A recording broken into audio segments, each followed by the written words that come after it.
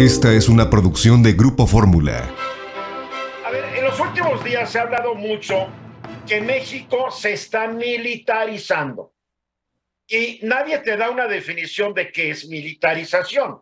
Entonces yo me puse a pensar, a ver, vamos a ver si México está militarizando de acuerdo a los análisis, a las definiciones de gente que sabe del asunto. Entonces me metí a investigar y me encontré varias definiciones.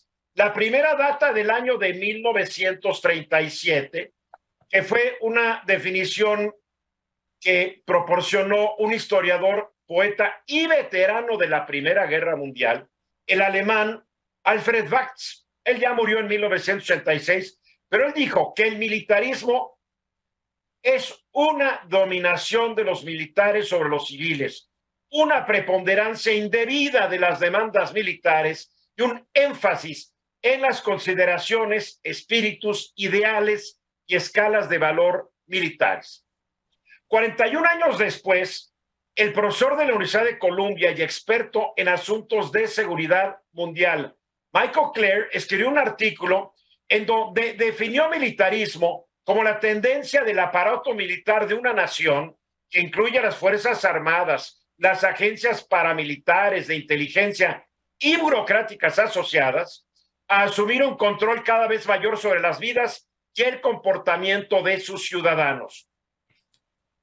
Y también para los objetivos militares, que es la preparación de la guerra, la adquisición de armamento, el desarrollo de industrias militares y de los valores militares, que es la centralización de la autoridad, la jerarquización, disciplina y conformidad, combatividad y xenofobia, se busca dominar cada vez por medio de estas ideas la cultura nacional, la educación, los medios de comunicación, la religión, la política y la economía a expensas de las instituciones civiles.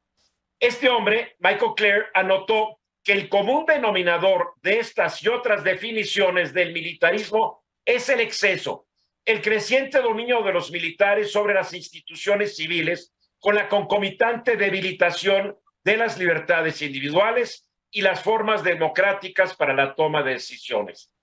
Y años después, en 1991, un profesor de la Universidad de Melbourne en Australia, llamado Richard Tanter, que es experto en armas nucleares y desarme, escribió en su tesis doctoral que en términos general se entenderá que un Estado o sociedad está en proceso de militarización si presenta al menos una de las siguientes 5 características.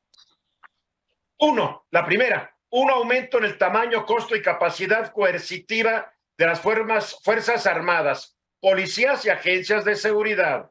2, un mayor papel político de los militares. 3, un aumento en la confianza del Estado en la fuerza organizada dentro y fuera del país para asegurar sus objetivos políticos en lugar de la hegemonía ideológica y la negociación. 4, un cambio en la cultura hacia valores y creencias que apoyen más efectivamente la violencia estatal organizada. Y 5, aumentar la alineación o alianza militar ofensiva con otros estados o el uso de la fuerza externamente. Recuerden, uno o más de estos 5.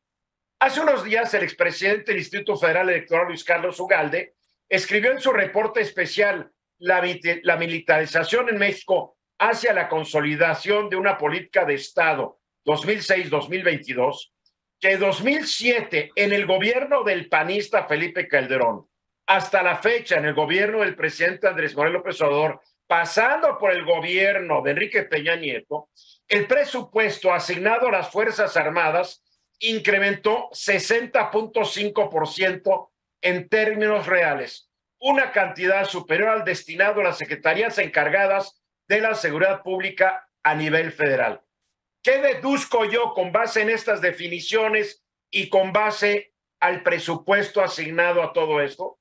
Que México, desde 2007, está sujeto a un proceso de militarización que tarde o temprano, lo querramos o no, va a debilitar la de por sí muy débil democracia nacional. Es mi deducción con base en definiciones de expertos y no ocurrencias, como estamos oyendo muchas ocurrencias por allá. Guillermo. basado en esos argumentos, en esos conceptos, además son interesantísimos porque describen la forma. Cuando hablamos de militarización, luego podemos cometer el error de referirnos a las dictaduras argentinas o chilenas. No. Bajo esta consideración técnica, vamos a decirlo así, estamos en un proceso de militarización que lo que pone en riesgo es precisamente esta diferencia. ¿Atendemos la seguridad pública con gente profesional o le damos tanto poder al ejército que ellos terminen siendo el poder? Eduardo.